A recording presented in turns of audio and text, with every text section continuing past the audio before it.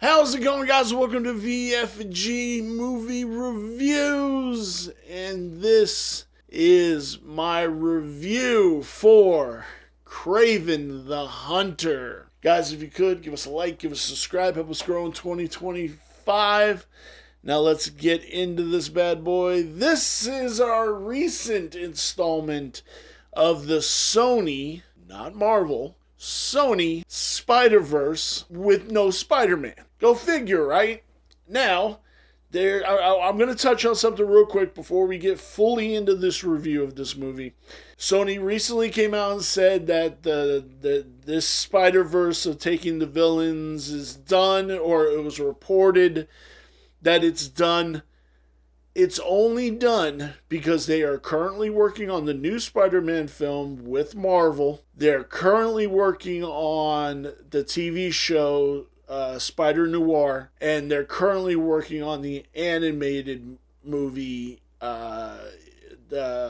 whatever the next Spider-Verse movie is. That's the only reason they're not doing this, because they have to do a Spider-Man movie every 5 years or they lose the rights. The rights go back to Marvel. So after those three movies and shows come out, they'll be doing this shit again. Trust me. So don't believe what you're hearing in the news. But now let's get to this review. This movie, it's not a bad movie. If this was an original movie, this would be a really entertaining movie. But now, why does it become a bad movie? Because you are taking one of Spider-Man's greatest villains and turning him into basically a good guy. Vigilante, but basically a good guy. Is one of my cinema sins, because you're humanizing the character. Oh, he had a bad dad. Russell Crowe was a dick, and he was a bad dad, and he forced his kids to do all this and all this other shit. And he needs to be different than his dad, so he runs off and he's different from his dad. It's fucking stupid. Overall, it's just really, really stupid. There's so many things wrong with this film, even with the opening sequence, him being a good guy, Calypso being a good guy, and then we bring in his brother, where are we at? Fred Hitzhager, I think is his last name. I apologize. Playing Dimitri, who is the chameleon. And we get the scene of the chameleon at the end of the movie. The comic book accurate chameleon. They kind of took bits and pieces and then went like this and was like, this is close enough, right? When he goes to the, neutral face, it looks so shitty. Why couldn't they just make him a master of disguise? Like, he already could do the voices and everything else, so why not just make him a master of disguise? It would have been perfect. Way better than what they did with this. He is played by, he's played by one of the kids that was in Gladiator 2, the younger brother of the twin emperors. We have Alessandro Navalli playing the Rhino, which this dude looked like he was having fun with very poor writing. But he looked like he was doing his best with what he had. I will 100% say I think this is the best version of Rhino that we've gotten in live action. I do believe there's only been 2. But yes, this is the best version that we've gotten so far, which is very cool. I dig it. It's it looked good. It looked good for what it is. Like, Sony doesn't care about these properties. They don't care about these movies. They're just for they can keep the rights. And you have to look at them like that. Like, they're not actually putting any effort in it. And I feel bad for the director, because the director's like, oh, our movie's not like those other movies. But your movie is like those other movies. You even have a reference to spiders, which ultimately will, set him up to hate everything spiders, because his mom had mental issues about spiders. So where are we at? So we have the Foreigner, played by Christopher Abbott, has the ability to like hypnotize the people. That way he can get out of the way if they have a gun on him or whatever, and then he can take their gun and shoot them.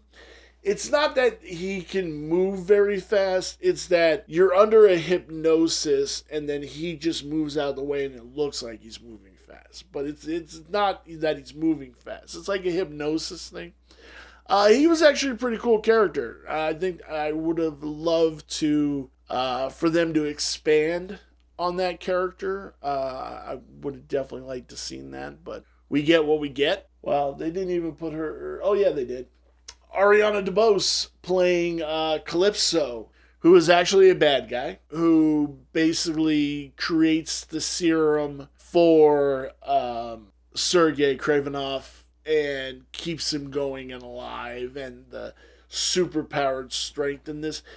Aaron Taylor Johnson, man, he's a good actor, and I could have definitely seen him play Kraven. Like he is a believable Kraven, but you would want to see a bad version of it. Him chasing down Spider-Man, him like killing other like people. I didn't want him to be saving wild elk and all this shit, and then this, like, I didn't want to see him like that. Why can't we get him as a bad guy, like a legit bad guy, and make it worth Spider-Man? Like, you could have put every one of these movies, you could have been like they're multiverses, right? And so this is the Kraven of one multiverse, so this is his Spider-Man. And the whole movie could have been centered around Kraven ending up killing that Spider-Man and then getting sucked out of his universe into something else. That's what they could have done, like, easily. But executives don't know how to make movies. They only look at bottom line P&L sheets, and they're not the creative. But yet they like to get in there and tell you, oh, this is how this needs to be, this is how this needs to be. They've never created anything in their fucking life other than creating a paycheck that they get a shitload of money for, but they've never actually created it. Overall, man, this movie's not bad. It's not great. It's not bad. It just is what it is. You could sit down and enjoy it, but that's about as far as it goes. It really is. And like I said, they're not done making these movies.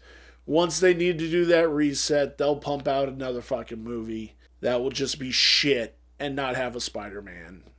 Because reasons. Where does this lie on my 5-star review scale? The story is a 3. The cinematography is a 3. The characters are a 2.5. The design is a 2.5, which brings our total to 2.75. Let me know down below, did you see Kraven the Hunter? Are you a fan of Aaron Taylor Johnson's performance as Kraven? Would you like to see a sequel? That's definitely never going to happen. But would you like to see a sequel? Give us a like, give us a subscribe, help us grow in 2025. Thank you guys. And I will see you in my next review. Bye.